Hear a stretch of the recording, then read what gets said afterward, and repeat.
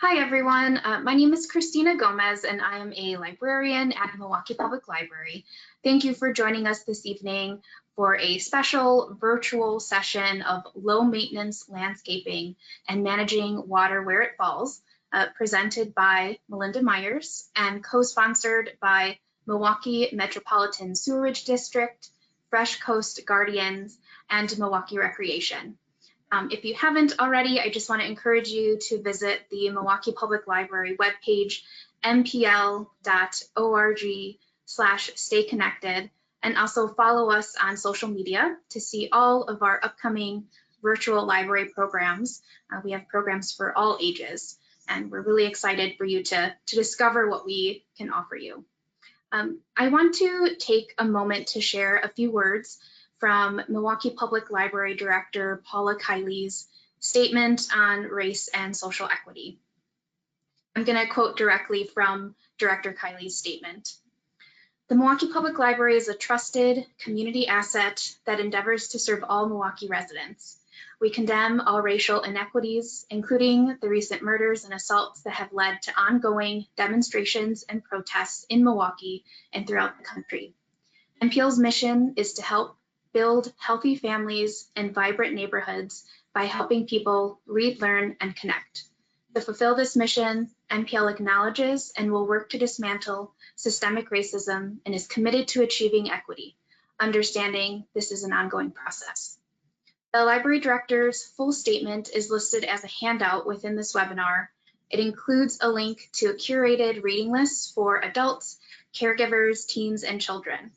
And I hope you have the opportunity to read and reflect on the full statement and also to share your input with Milwaukee Public Library. But now it's my pleasure to introduce Melinda. Melinda Myers is a gardening expert, a TV, radio host, author, and columnist with over 30 years of horticulture experience and has written over 20 gardening books, including the Midwest Gardener's Handbook. She hosts a nationally syndicated Melinda's Garden Moment TV and radio program and the Great Courses How to Grow Anything DVD series. She has won numerous awards and was recently inducted into the Hall of Fame of the Association for Garden Communicators. And her website, which I encourage you all to visit, www.melindamyers.com, features gardening videos, podcasts, and monthly gardening checklists and more. Following Melinda's presentation, we will have time for question and answer, and you can ask your questions directly via the question box, which should be part of your screen. And you will also see a program handout that's available for download within your screen as well. So now it's my pleasure to hand things over to Melinda for this presentation. Thank you. Thank you, Christina, and welcome everyone. It's a little sad that I can't see you all in person because I love to start my talks with how many are new gardeners, how many of you are experienced. So I'm going to make a few assumptions here. A lot of people are new to gardening, so I hope we have a few newbies in the audience.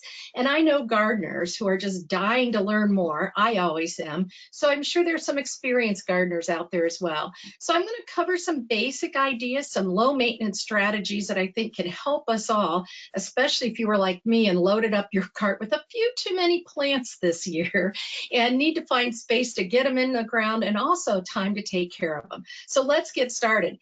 I don't know about you, but it happens to be raining outside, so this is very timely for me. One of the things I always like to start with is low maintenance doesn't mean no maintenance. We're trying to grow living organisms, and plants need water, they need nutrients, they need a place to grow. So we will need to give them some care, but I hope that's part of why you like to that's why you like to garden and maybe have started this year. When you're planning your garden, you want to consider how much time do you have to dedicate to it, how much energy. You know, I love getting out in the garden. It's a great stress reliever for me, but it does take some energy, and I've missed it all winter long because I can burn a few extra calories and maybe have a cookie for dessert. What are your landscape goals? Are you growing food? Are you growing beautiful flowers? Do you want a place for the family to gather? Think about that as you plan your garden. And then, of course, how are you going to manage the water that falls on your landscape?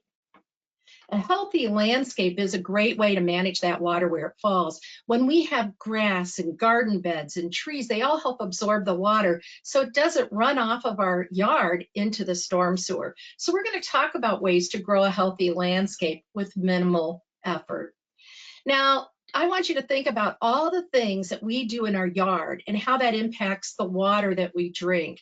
We're going to get to the pretty pictures in a minute, so bear with me. But sometimes we're very disconnected to that water that comes out of our tap or out of our well. So we're going to talk a lot about managing water and managing our landscapes to keep that water safe and that quality very good. I always like to start with design with maintenance in mind. When we design our landscape, if we think about how we're going to care for it and tend for those plants, it's going to make it a lot easier. Now, this was a home in Ohio, so hopefully nobody from Wapakoneta is there. But when I looked at this house, I thought, did they not want visitors? Maybe they read the tag and thought they really could manage that vine. Or did they find out that it was a lot of work to prune it and keep it in shape? So, you know, we've all made those mistakes. This person's not alone. But think about how much time and effort you want to spend. And if you need to prune it to keep it down in size, that's a lot of yard waste to manage as well. So we always want plants that are right size for the space, because that means less work. We won't have to prune them. We won't have to try to keep that 15-foot shrub down to 5 feet in front of the bay window. The shrub's not going to look great, and it's a lot of work for you. And also the right plant for the growing conditions. This is one of my favorite native grasses, prairie dropseed, because it's so easy to fit in any size landscape. So you want to make sure the plant tolerates the soil, the sunlight, the moisture, the care that you can give it, and then also any kind of climate situation. And in the north, we know what that means: cold winters, changeable weather all year round. And if we get the right plant in the right growing conditions, it's going to be less time and effort to keep it healthy, and we'll need fewer, maybe even no chemicals as well. Again, winter in Wisconsin, always a mystery. This is my old house in Milwaukee, and winters could be beautiful with winter interest, but I sure like the summer a lot better. Native plants are a good option whenever possible, but like any plant, make sure the one you pick fits the growing conditions, and also make sure it requires the type of maintenance you're willing to give it. We'll talk about that in a minute. Good thing about natives, you don't need to do regular fertilization. Most are drought tolerant once established, and that's very important. It takes a year or two for the garden to get established, and they typically have fewer pest problems. So whenever we can put native plants into our landscape, even if it's one or two mixed with cultivated plants, or maybe a garden of natives plants, it's a good thing. And I'm not just talking about perennials. We often think about prairie plants, but there are woodland plants for the shade and native trees. This is musclewood, and if you look at the picture of the bark, you can see why it's called musclewood. It looks like a flexed muscle. It's got great seasonal interest. It's a small tree, so good for small spaces, shade tolerant, and great fall color, and interesting seeds that persist, and the birds will eat the seeds as well. Now, when you're looking for some options, I've done some work with American Transmission Company and their Grow Smart program, and we're trying to encourage people to grow native plants or pollinator-friendly plants in their landscape. So if we can put native plants that help support our bees, butterflies, and birds, it's a good thing. And I put some links on that handout that Christina mentioned, not only to these handouts, but also some resources from Fresh Coast Guardian, Milorganite, and MMSD. So take a look at that. Native plants also help manage stormwater. When you think about the native, especially those prairie plants, they're deeply rooted. So as the water rushes over, maybe from your lawn, headed toward the storm sewer, if you have native plants growing in your garden, that upright, that above ground portion slows the water velocity. Those deep roots provide channels that help the water filter into the soil and then recharge the groundwater. And on the way to the groundwater, the roots of the plants and the soil help take out sediment and pollutants. So they're doing good things for our water quality as well. And it's a great source and habitat for birds. I don't know about you, but winters are long enough here in Wisconsin. And so one of the things I love is when the birds come to visit the plants in my landscape. I do use feeders, but boy, the landscape is a self-filling feeder that doesn't need to be clean. So I always plant lots of shrubs with berries, perennials like these cone flowers that provide seeds for the birds, so that I have food for them year round, and especially in the winter when food is very scarce. And also good for our bees and butterflies. You may recognize the monarch caterpillar on a milkweed plant. And there's been a big movement to plant milkweeds in the landscape because this is the food that monarch caterpillars need. But the flowers will also attract hummingbirds, bees, and other butterflies, as well as the monarch butterfly. So having a few milkweeds in your yard is a good thing, not only for the monarch caterpillars, but for you to enjoy as they come by to visit. But when you're considering planting natives, you want to keep in mind how they spread. Always check the tag whether you're growing a cultivated or native plant. If it says spread rapidly, reseeds readily, it may be one that's going to need some attention, some regular division or dividing or removing the seedlings and putting them in another garden. Not a problem if you're willing to put the work in. So look for those that are low maintenance if you don't want to do a lot of dividing and removal of seedlings, those that are clumpers. And I'm going to talk about a few in a minute, like right now. Now, I broke the rule here. This is my backyard where I live now. And as you can see, I feed the birds. And I have a lot of wild columbine, or native columbine, in my landscape. The hummingbirds love it. The butterflies and bees love it. It does seed around the landscape. So it's not always considered low maintenance, but pulling out the seedlings isn't a problem. I can remove the faded flowers to reduce the seedling population, but I find the beauty it provides in the spring is worth that extra effort for me. And that's one of the things you need to decide. Is it worth your time and effort? Only you can make that decision. One of my favorite natives is prairie smoke. It's a low-growing plant I use as an edger and mix it with my cultivated plants as well. You can see some of the flowers, they're nodding, facing down, and then those airy seed pods, thus the name prairie smoke, give it that nice, light, airy texture. Mine are just in the seed head form right now, and it looks great, and the leaves look great all season long. And here you can see it with a blue crystal salvia and my reblooming lilac just finishing, and behind it a red bud.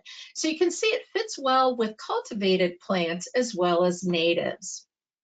Another favorite native is false blue indigo. This is a big plant. It grows about 4 feet tall, likes full sun. There are some smaller varieties as well as some with unique colors. This has blue-green foliage, pretty lavender blue flowers in the spring. Mine are just starting to bloom right now, and it's early June, and then those flowers are followed by black seed pods. One of the cool things I noticed as I was doing my cleanup this spring is when the wind blows through those seed pods that persisted, it has kind of a nice little rattling noise. It really adds another element to this plant. Butterfly weed. If you want to bring in the monarchs and you don't have room for the common milkweed, butterfly weed is a good option. Tends to be more of a clump grower. It does have seeds, but doesn't seem to be as aggressive as common milkweed.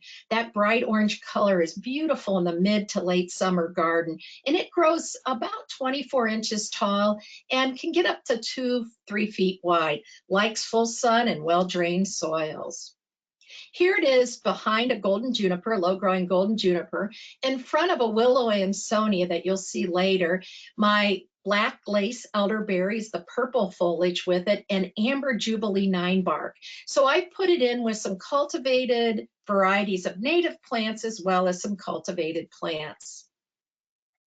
This is down at Lurie Gardens in Millennial Park in Chicago, and if you haven't been there, put it on your list. It's a great place to go.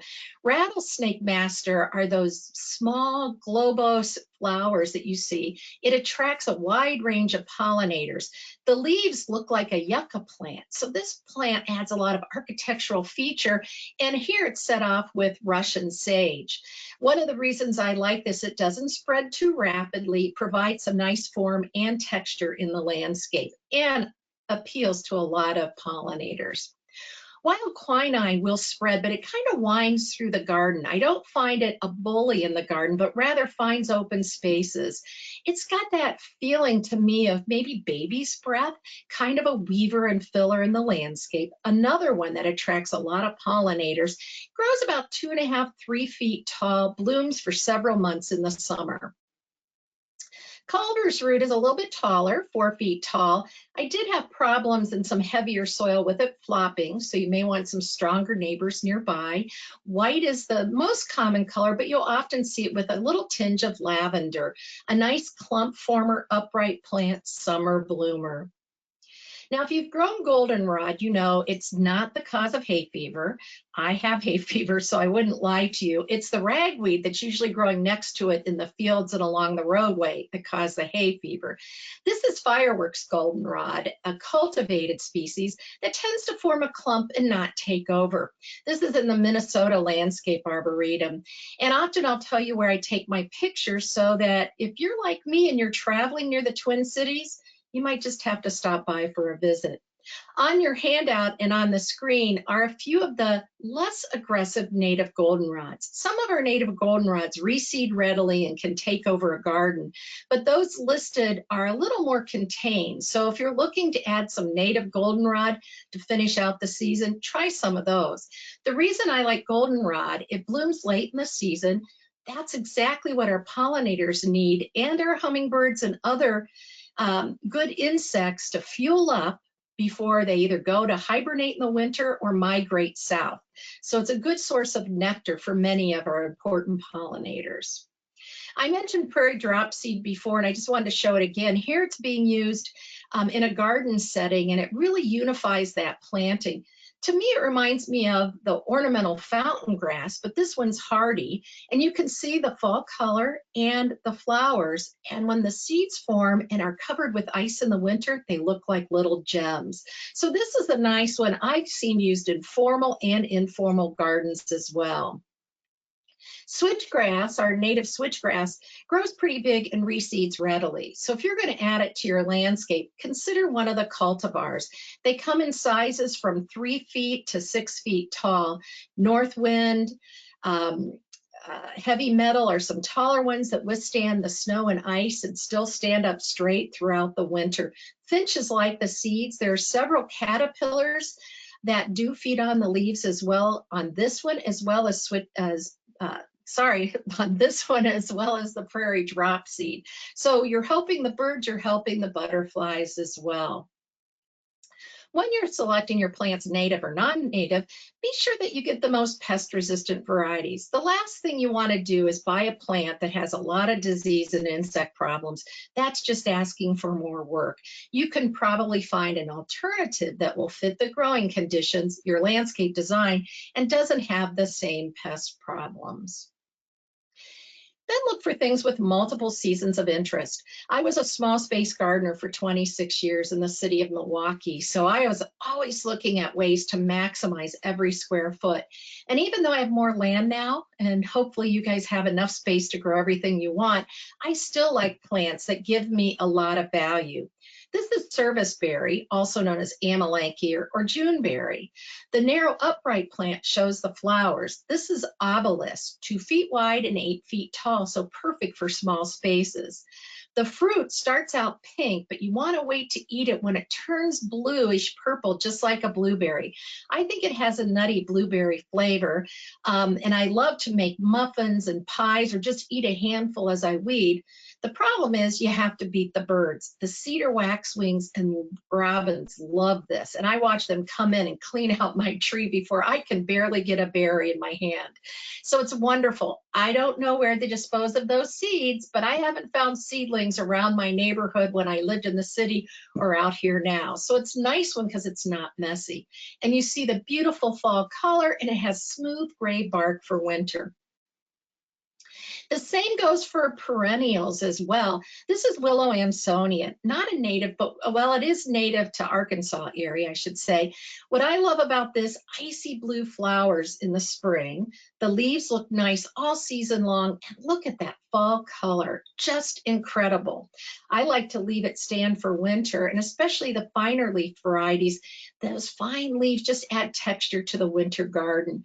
So it's an excellent one. It's a big plant. It grows 3 to 3.5 feet tall and wide, so give it room.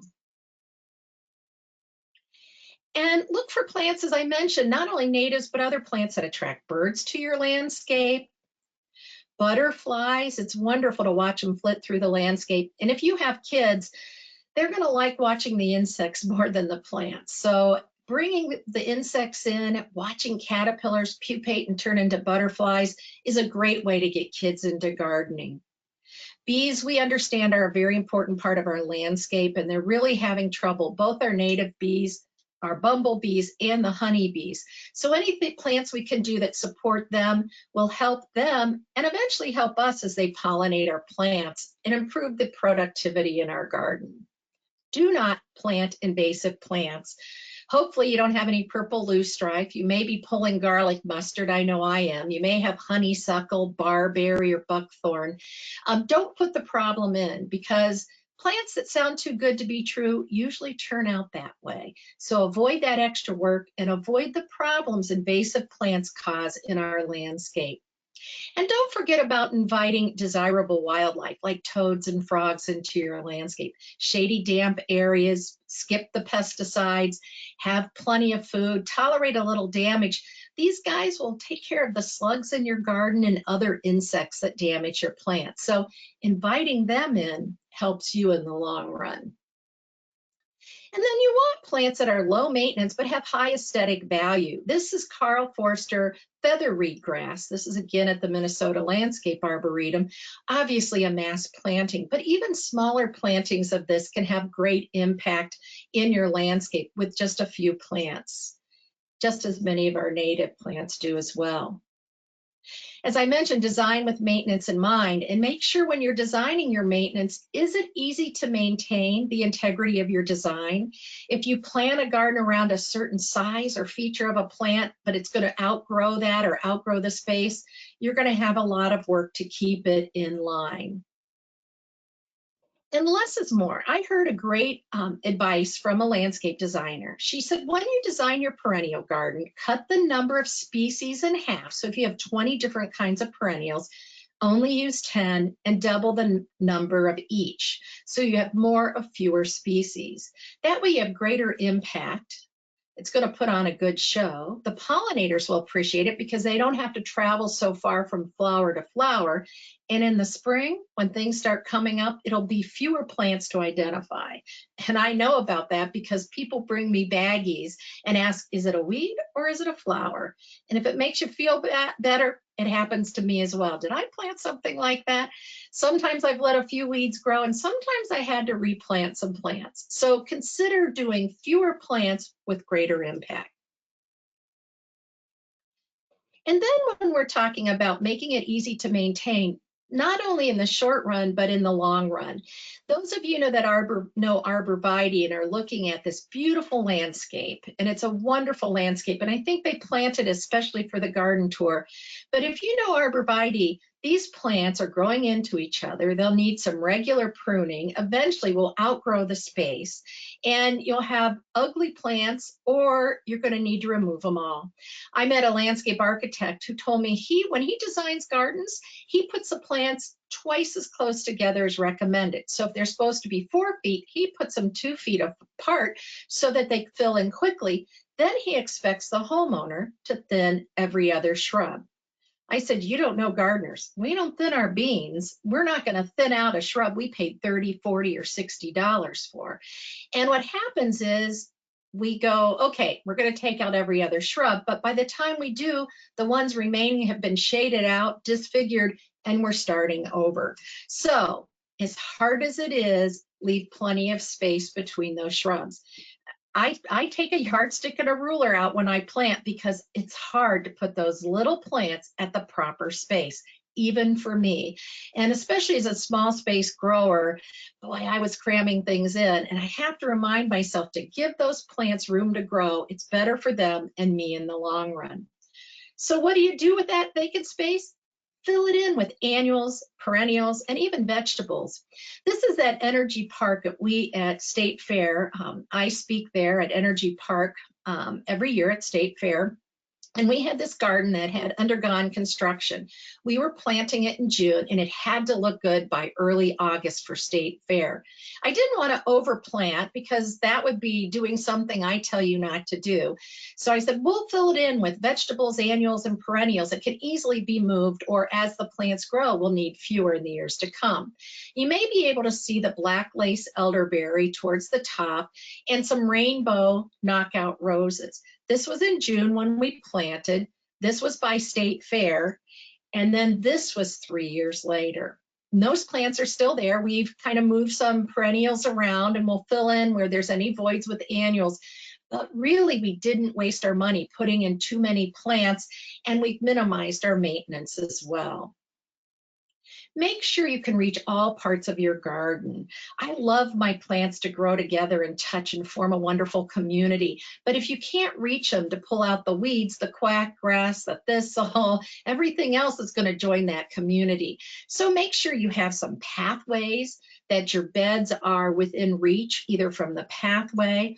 Add some steppers, or this is Lurie Garden. And I was trying to show they put in small openings in their landscape that you can't see from a distance, but allow the gardeners to step in, do their weeding and maintenance. Those pathways are unseen by visitors, but they have easy access to tend the plants.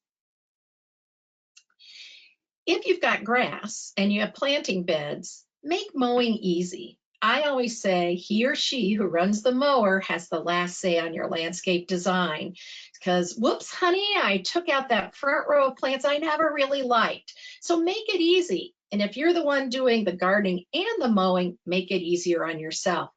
I love a more natural edge. So this is not my garden, but I love what they did here because it's what I do at home. I dig a trench, I edge a trench around, just a V-shaped trench around the garden bed, fill it with wood chips or whatever mulch I'm using in the bed. Then I can run my mower right around the garden. It makes it easier to mow, no hand trimming necessary, and it creates a good environment for my trees and shrubs and keeps them safe from weed whips and mowers. Here's a more formal or hardscape type of edge. They just took pavers to edge that garden bed. And when you're cutting the grass, shoot the clippings away from the bed so you don't mess up your beautiful design with grass clippings. Build a solid foundation of healthy soil. Soil is the basis of a beautiful garden. Now, we don't drag our friends to the backyard and say, look at my great soil, isn't this wonderful? But rather we show them our pretty plants or the new tree we bought or the garden art. But if we prepare our soil, our gardens will be healthier and in the long run, less work for us. And that's just what this gardener in Story Hill did as well. Look at these beautiful plants that are thriving, just gorgeous. When you're preparing your garden, you want to think about the time you have to invest in preparing that site, the money, of course, and any other resources available, and also your feeling about chemicals and physical labor and what kind of help you may need or have on hand. But before that first shovel goes in the ground, make sure to give Diggers Hotline a call if you're in Wisconsin, nationally 811. Call 3 days or file online 3 days, business days before digging. They'll send people out to mark the underground utilities in your area. And this is important because if you hit an underground utility, you're responsible. It can be dangerous. It can be inconvenient if you knock out power. And if you damage the line, you have to pay for it.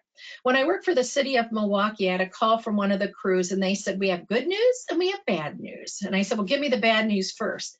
They hit a fiber optic line. That's bad news. I said, well, what's the good news? It was mismarked, so we were not financially responsible. We didn't want to hit it. That was not our goal, but at least we didn't have to pay for the damage as well. So it's a free service. They'll come out. The people are great and polite. Just anytime you're digging, small or large projects, give them a call or file online. Maybe you want to start some new beds, but you don't want to use chemicals. Now, you probably started some new ones already, but maybe you're looking to expand. Here's what we did at Dawn, who works with me for one of the Melinda's Garden Moments. We edged the garden bed, you can see, cut the grass really short, covered it with cardboard, threw down leaf mulch, and you could also use wood chips. Now, I've done this, cut through the cardboard, dug through the sod, and planted right away. But I usually, after 2 or 3 plants go, I'll wait till the cardboard decomposes a bit, but that turf underneath dies. What's nice is that cardboard is an extra barrier that eventually breaks down and adds organic matter to the soil. Maybe you want to physically remove the sod. We did this on a large bed. Now you can use that sod if it's in good shape to fill in some voids in your lawn. I started some new beds this year in my vegetable garden. I took some of the sod and laid it green side down, not like you plant, and then created raised beds, covered them with plastic. I'm cooking out the weeds, and hopefully next week we'll get them planted. So repurposing it as well. Take a soil test, especially with new gardens.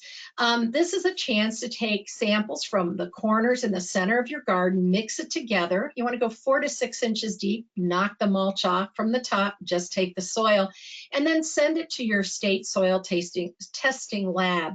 The University Extension Service, UW Extension here in Wisconsin, has a soil testing lab, and all the information is online that tells you how to take a sample and where to send it. Most states do the same.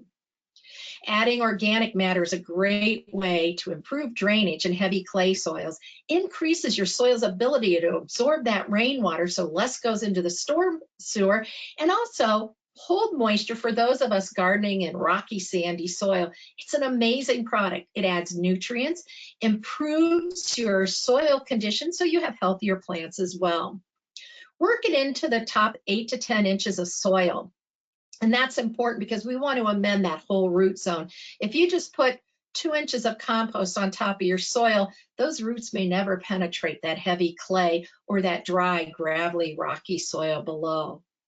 Now, those of you that know me know I'm a fan of Milorganite. I do some work with them, just want to disclose, but I really prefer low nitrogen, slow release fertilizers. That way you don't burn your plants, you don't encourage too much top growth at the expense of flowers, fruit, and root growth. And when you're amending your soils, a good time to add that organic fertilizer or a low nitrogen, slow release fertilizer like Milorganite. Now, this is obviously in the late winter, early spring, but solarizing for weed control is something you can do right after you prepare the soil for a couple of weeks. Those annual weed seeds will sprout, lightly cultivate, and you get rid of the majority of those annual weeds. If you really want to kill perennials like quackgrass and bindweed, you need to do this in the middle of the summer for 6 to 8 weeks and really cook that soil. I also like to do this technique not only to kill those annual weed seeds, but to warm the soil so I can jumpstart the growing season. Lasagna gardening. We've got a couple videos and I have links on your handout to it. When we shot the lasagna garden in my property, the crew was really excited. They thought I was growing herbs and was going to serve them lasagna at the end of the season. Boy, were they disappointed when they saw this. So lasagna gardening is just taking sheet compost and elevating it a bit. Measure out your garden bed. I use newspaper. You could use cardboard to smother any existing grass and weeds. I always like to throw a little compost or peat moss on top, especially something a little heavier, because I don't know about you, but when I start my gardens and I put down newspaper, it always gets windy.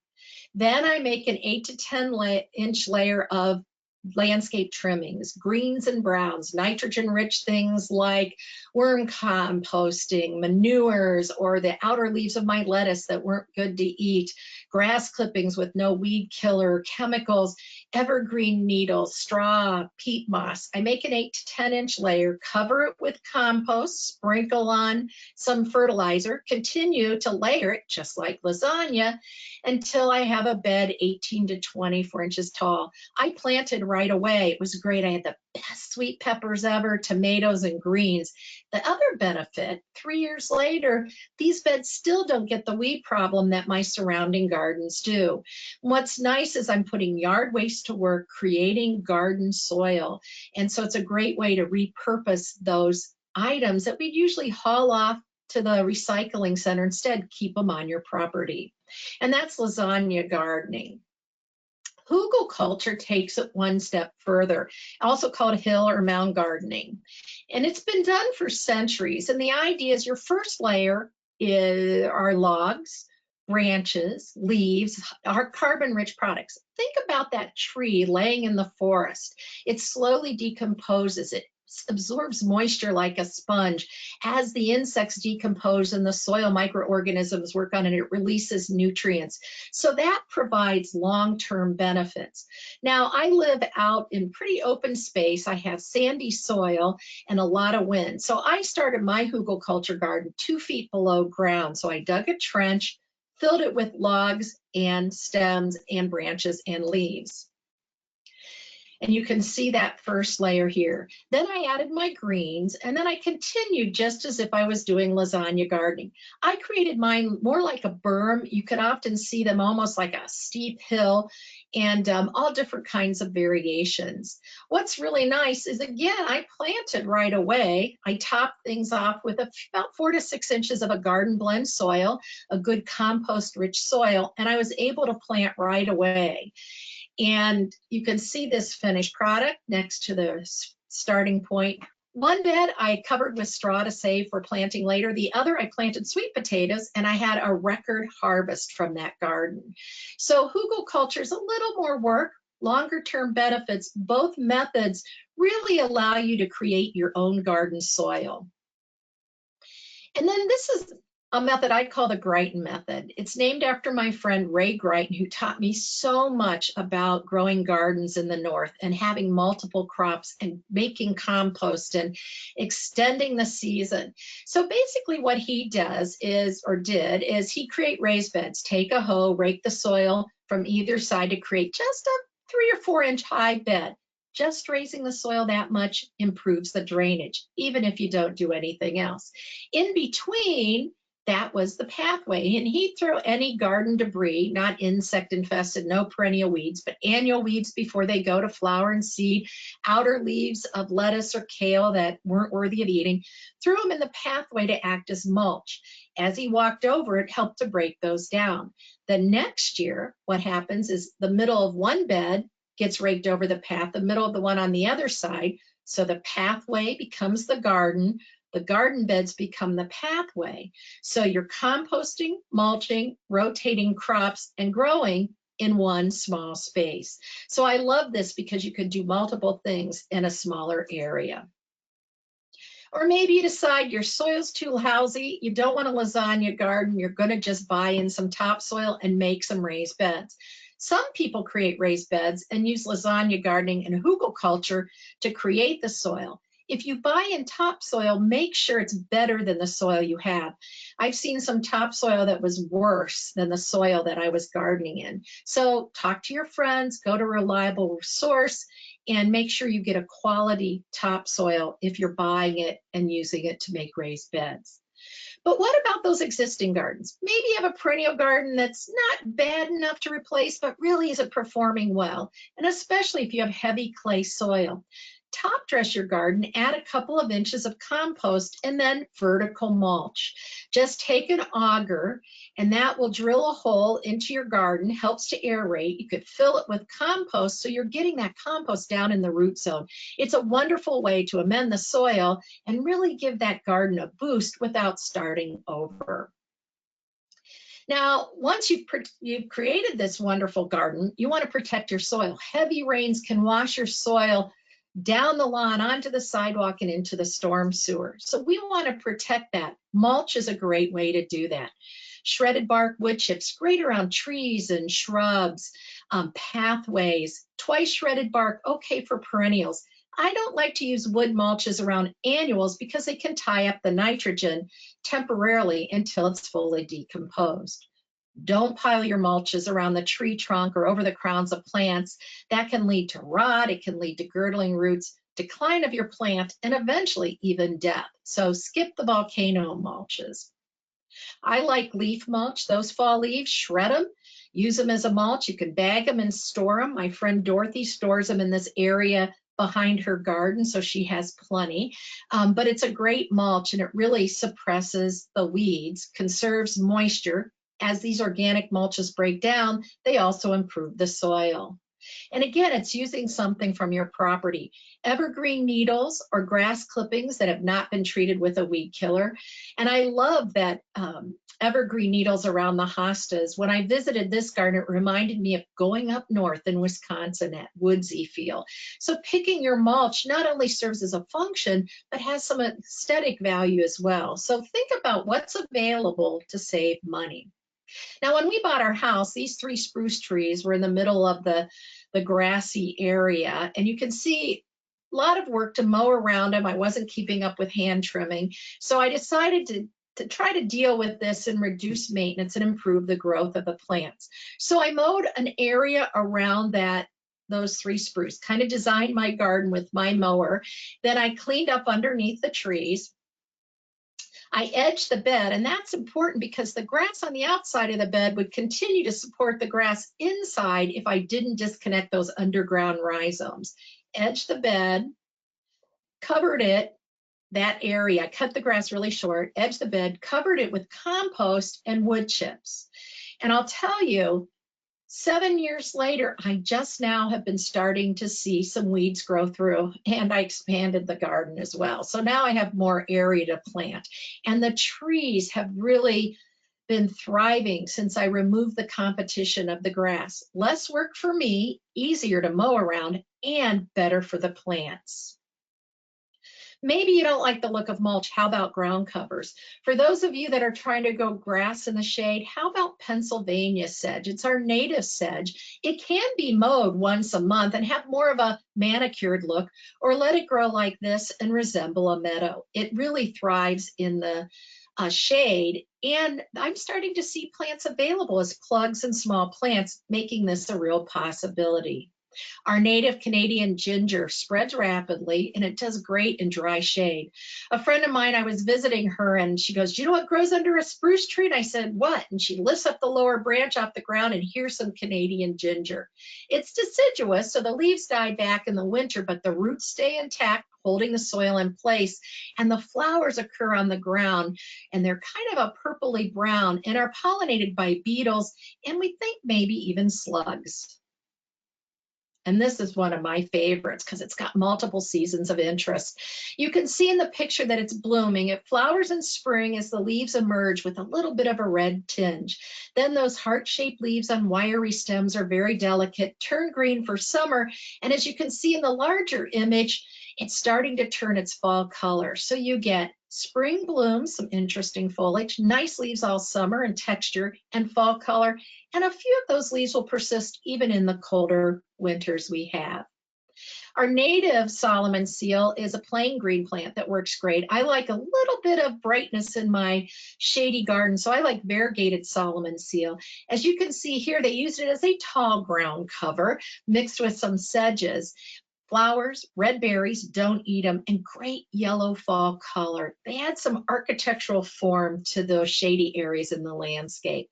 And of course, hostas and ferns are excellent for those shady areas, even our native ferns. Ostrich ferns get pretty big, so you probably wouldn't consider them a ground cover, but given some afternoon shade, they're going to look a lot better by the end of the season.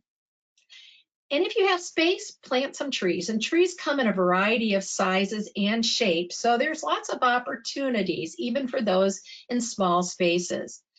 You know, in Arbor Day as a kid, we learned that trees provide shade. They help clean pollutants out of the air. They give off oxygen. They reduce energy costs. And believe it or not, something you may not be aware of, they help manage stormwater. This is how trees make a difference in our urban landscape, especially, but on any landscape.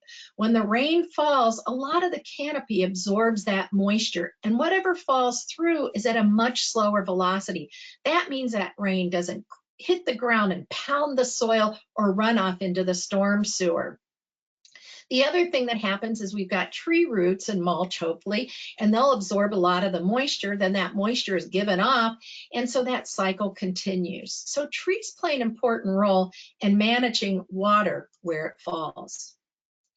And for energy savings, think about where you want to plant those trees. The east and west side are the best areas because they block the sun coming in the east windows and the west windows. Avoid the south side of the house unless you keep the trees far enough away so they don't shade your house in winter, or use deciduous plants. And then, of course, on the northwest corner, a windbreak is always helpful as well. So when you're adding trees, think about the energy savings they can provide. But always look up as well as checking below ground when you're adding trees. You want to keep your trees away from overhead utilities. I work with a lot of utility arborists, and trust me, they didn't become arborists to butcher your tree under the utility line. They became arborists to grow, tend, and nurture trees in our landscape and public areas.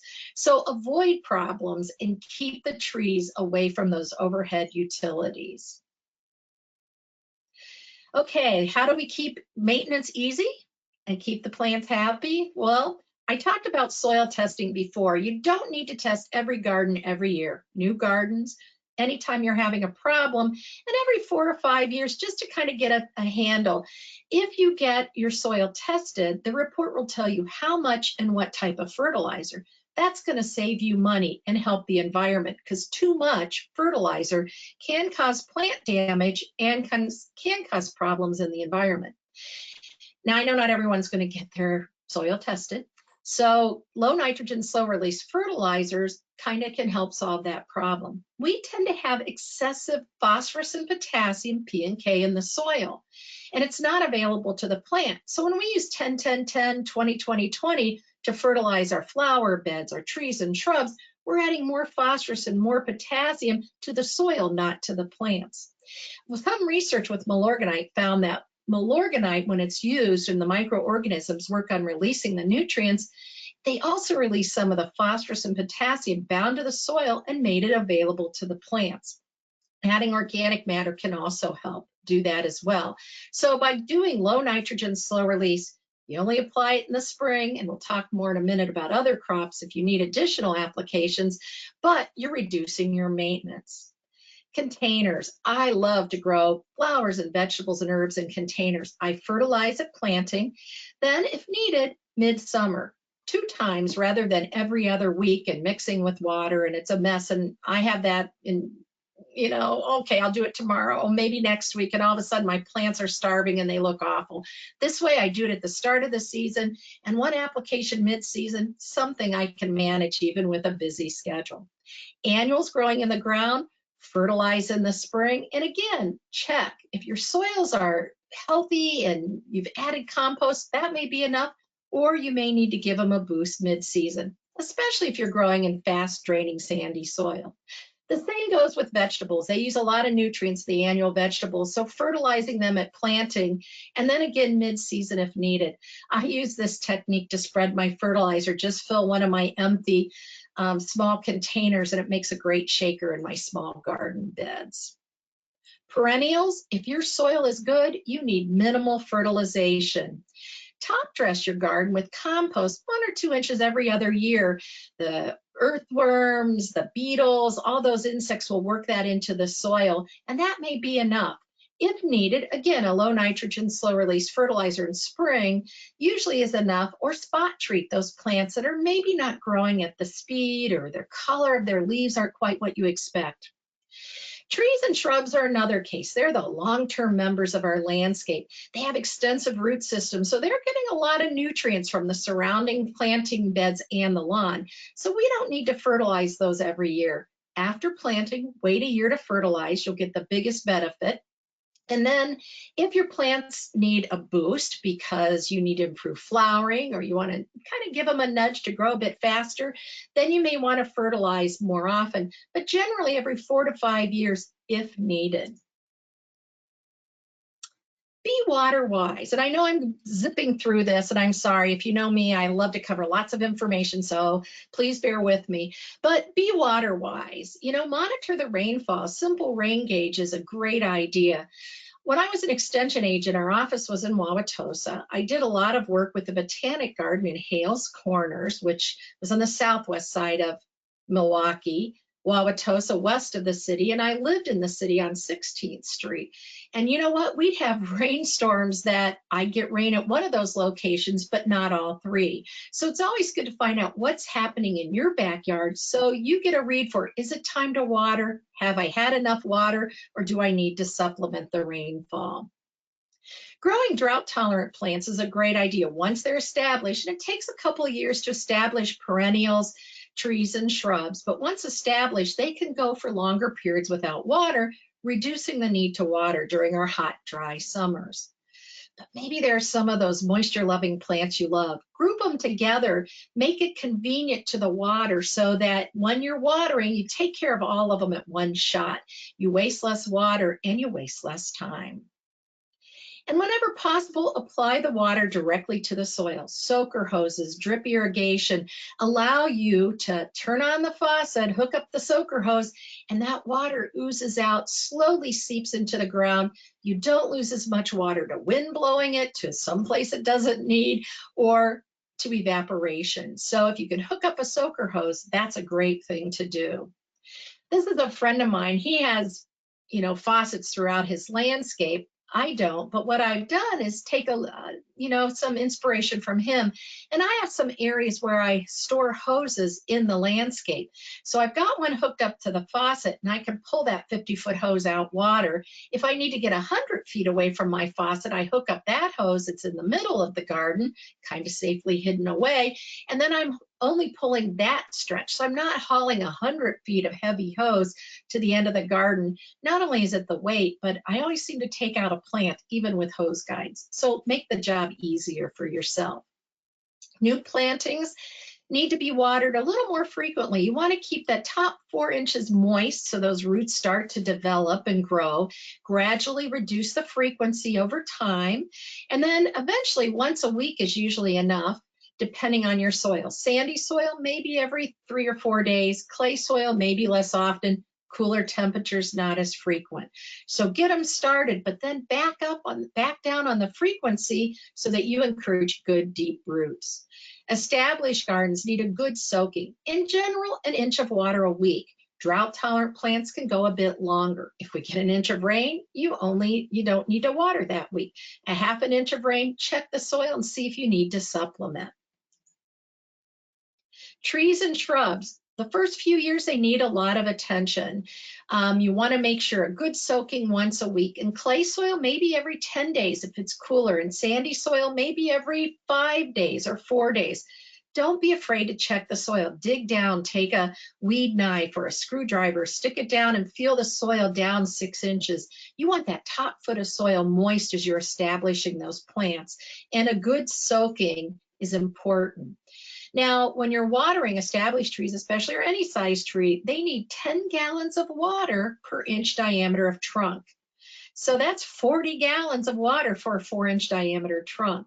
Now, you could do a soaker hose. I found this worked very well for me in a new planting. I could just leave it in place, hook my hose up, and that way I was sure to water that whole area around my tree. You could also do a DIY, get some 5-gallon buckets, drill some holes in the bottom, set them out, then fill them all with water, and they slowly seep into the ground. It's a good way to gauge, have you put that 40 gallons of water on the tree? Otherwise, what I do is set the soaker hose out, turn on the faucet full blast, check the soil after maybe 20 minutes, 30 minutes, dig down about 10 inches, make sure it's moist. If I know it's moistened all the way down, then I know full blast with the faucet and that much time, and it works great. Then I don't have to measure. What about cleanup? This is fall. I'm planning ahead a bit. What about cleanup? Used to be we wanted to get everything out of the garden so it was neat and tidy, but I want to challenge you to rethink those practices if that's what you've been doing. Consider leaving your perennials stand for the winter. As long as they're insect and disease free, let them stand. That increases their hardiness. They help capture the snow to insulate their roots. It provides habitat. Many of our beneficial insects and some of our native bees overwinter in the hollow stems of these perennials, and food for the birds. And I don't know about you, but I find this pretty interesting in the winter up against an evergreen. It adds some texture and interest and form in my landscape. Now, some of you may be rolling your eyes, but we're not in Georgia with crepe myrtles and camellias. So we've got to kind of do whatever we can to add some interest to the winter landscape. And believe it or not, it will start to grow on you. And when you see the difference in the health and vigor of your gardens and all the visitors that come by during the winter, you'll rethink that cleanup in the fall. And leaves. This is one of my pet peeves. Raking leaves to the curb, and I know a lot of municipalities tell you to do that, but where do they end up? It always rains, and they end up in the storm sewer. We have to pay the street and sewer department to come and clean the leaves out of the sewer. Then we pay to pick up the leaves. Then we haul the leaves off, pay to have them composted. They're put in bags, and we buy them back from the garden center as leaf compost. It's crazy. Try to keep them on your property.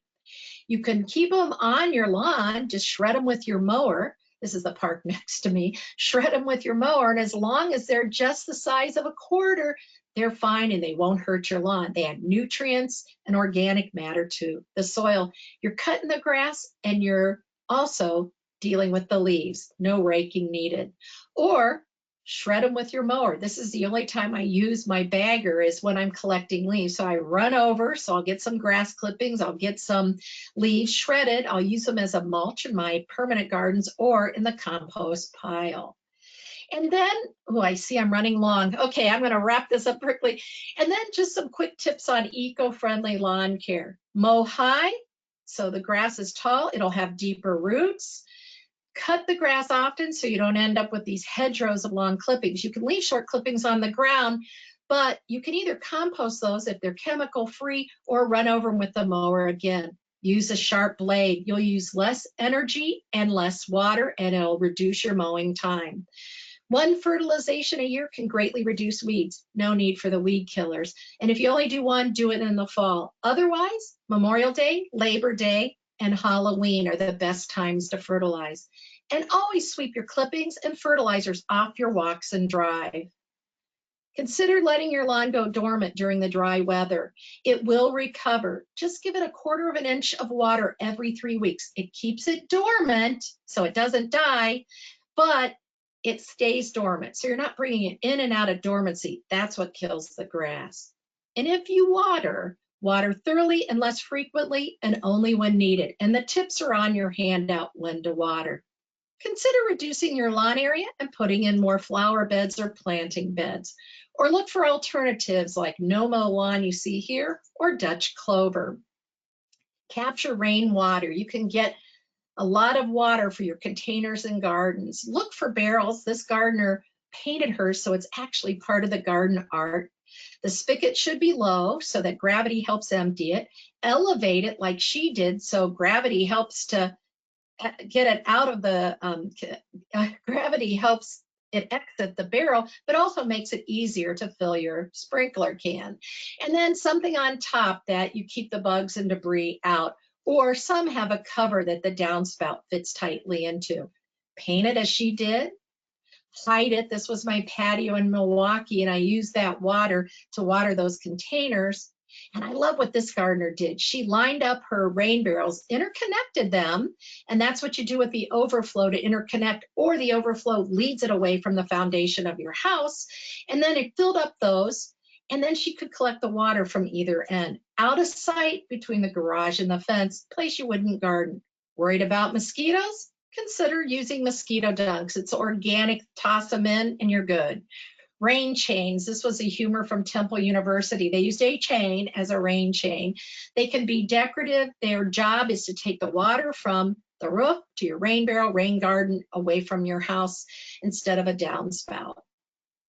And quickly, rain gardens. They're just gardens designed to capture water that runs off your roof, your hard surfaces.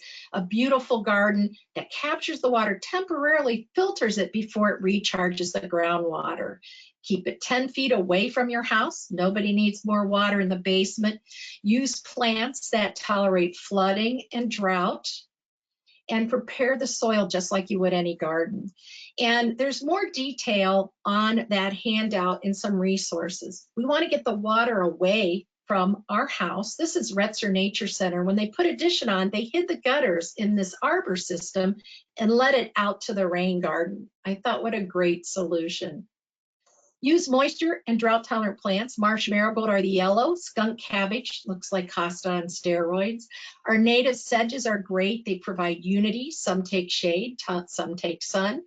Cardinal flower loves moist soil. Partial shade can be a bit tricky, but those red flowers bring in the hummingbirds. Swamp milkweed, less aggressive than common milkweed, grows 4 to 5 feet tall, does good things for the monarchs. Wild bergamot or bee balm does reseed readily and spreads by rhizomes, so it'll need a little work keeping it tame, but a good addition, and it brings in bees, butterflies, and hummingbirds. Queen of the prairie, looks like cotton candy on sticks, likes that moist soil, grows 4 to 5 feet tall. Blazing star is another one that reseeds readily. The birds like those seeds, so leave those fuzzy seed pods up for winter, and you can use a few for cut flowers. Joe pieweed, they're big plants, so they're bold and bodacious, great for moist conditions and great for the late season pollinators. And turtlehead is a nice late summer, fall blooming plant, tolerates shade and moist soil. And New England aster as well. So there's lots of lists on the market. And maybe you have an area that floods and dries out. How about a dry riverbed, so that when water's there, it's contained, and when it's dry, you don't have to worry. And if you're adding hard surfaces, think about permeable pavers like we have at Energy Park, or before, where steppers that were just surrounded by plants. And this gardener put in a permeable driveway as well. Help me grow gardeners. Someone inspired you, something got you started gardening. Help inspire others, kids, adults, and young families. And I want to thank Milwaukee Metro Sewage District and also Fresh Coast Guardians for sponsoring this. They play an important part in our water quality, and they need our help keeping the water clean as possible going in to our storm sewers and out of our lakes and waterways. Joining Fresh Coast Guardians is a great way to show your support. There's lots of good resources on their website, as well as MMSD and Milorganite. And thanks to the Milwaukee Public Libraries and the Recreation for also in giving me this chance and hosting this event. And stay in touch. All my contact information is on the end of my handout. I went way longer, so sorry, Christina, and I hope we still have an audience out there. And if we do, I'm happy to answer any questions you may have. Wonderful. Thank you so much, Melinda. I also wanted to mention to everyone that we are recording this session, and you'll receive a direct link where you can view the recording, and we'll have that available throughout the summer. So if you were furiously taking notes like I was, don't worry, you'll have a chance to look this over in more detail. So we did have a couple questions come through, and we have some time yet to answer them. So I'll read them aloud. The first question is, how can you attract toads and other beneficial wildlife? You know, that's a great question. Maybe that's another topic we need to do. I'm very lucky. I had toads even when I gardened in the city of Milwaukee, and I even found a garter snake in my property. So a couple things. If you build it, they will come, that old saying. But if you put a lot of native plants, if you have a shady area, there's some great, I have a tip on toad abode with a link. I think Michigan State University talks about just taking a few stones, some pavers, stacking them, but leave an entranceway, maybe filling it with some leaves or moss, because toads like it moist, shady, and damp. I'm always picking up a plant and being kind of surprised by a toad as it hops away. No chemicals. The chemicals are not only bad for beneficial insects, but they're hard on frogs and toads as well. And snakes, I know they're kind of the creepy crawly for many people, but they do eat a lot of the bad guys. And usually, as long as if you have a hot, sunny area where they're warming themselves, if you shuffle your feet, they're going to scurry away. They don't want to bother you. So the right plants, creating the habitat they prefer, and avoiding the use of chemicals. All the things you're doing for your monarch butterflies and native bees are going to help bring in the toads and frogs as well. Great. Our next question is, do you have advice for fighting grass growing up throughout mature flower beds? Okay, I've been weeding furiously, and the weeds are winning. There are organic products that only burn the top, and then that's going to harm your flowers as well. Digging is an option, and I know it's hard. Sometimes I've had to dig out my perennial and then sift through to get the rhizomes out of that plant. There are some products that are oversprays for some shrubs and some ground covers, if you don't mind using a chemical, but do so carefully. Read and follow the label directions. And I always say read the directions before you buy the product, because you may change your mind. So unfortunately, cultivating is the best thing. If you go and solarize your garden, let's say you have a garden full of quackgrass. You're like, okay, I'm going to save my favorite plants. You dig them up, pot them up, and leave them in those containers to make sure that they don't have any quackgrass before you put them back in the garden that you solarized and killed all the bad weeds. So unfortunately, no easy solution. Bindweed, quackgrass, those are some tough ones that just need continual attention to beat. And every piece of the rhizome or root system that remains can start a new plant. Great. Do you have more suggestions for small space trees? Yes, there's a wonderful plant called a spice bush, but it's really a small scale tree, and it has yellow flowers, red berries. It's edible. It attracts pollinators, will take full sun and shade, and that's called a spice bush, liriodendron, or lindera, sorry, lindera, not liriodendron, lindera. And that's a nice one because it's a small scale tree. Ironwood is very similar to musclewood, except its bark is really scaly and flaky. It tolerates shade in small scale as well. There are some small scale crab apples on the market, and you want to get those that are disease resistant and also have persistent fruit so you don't have a mess. I grew a candy mint in my front yard in the city, and it had these light and dark pink flowers, great fruit that persisted all winter. And then at the end of the winter, when they were nice and soft, the birds came and cleaned them out in one day. No apple scab, no fire blight. It was great. A few root suckers I had to prune out, but other than that, a nice tree. So there's some good ones like that. Kusa dogwood, for those of you in, kind of a protected spot, I put one next to my spruces, or using those as a windbreak. It's a small scale dogwood. That's good. Our native pagoda dogwood is excellent. In full sun, keep the soil moist, mulch the roots. It will take some afternoon shade as well. Great, thank you. And we have time for one more question. Any tips for edging lawns without power tools? I have an issue with grass and plantings growing outside borders. A good sharp shovel. There are edging shovels that are flat, but you want to make sure it's good and sharp. And we don't think about sharpening our shovels. When I lived in the city, that's what I did. I used a shovel. Now I have bigger beds.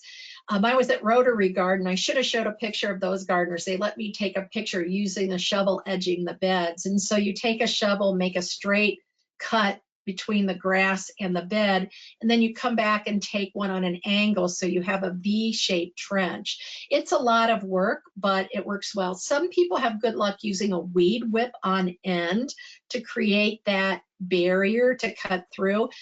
Be sure you wear safety glasses anytime you're using power tools and mowers. Protect your hearing and your eyes. Great. Well, thank you for taking time to answer those questions, Melinda. I know we went a bit over, so I appreciate everyone who stuck around.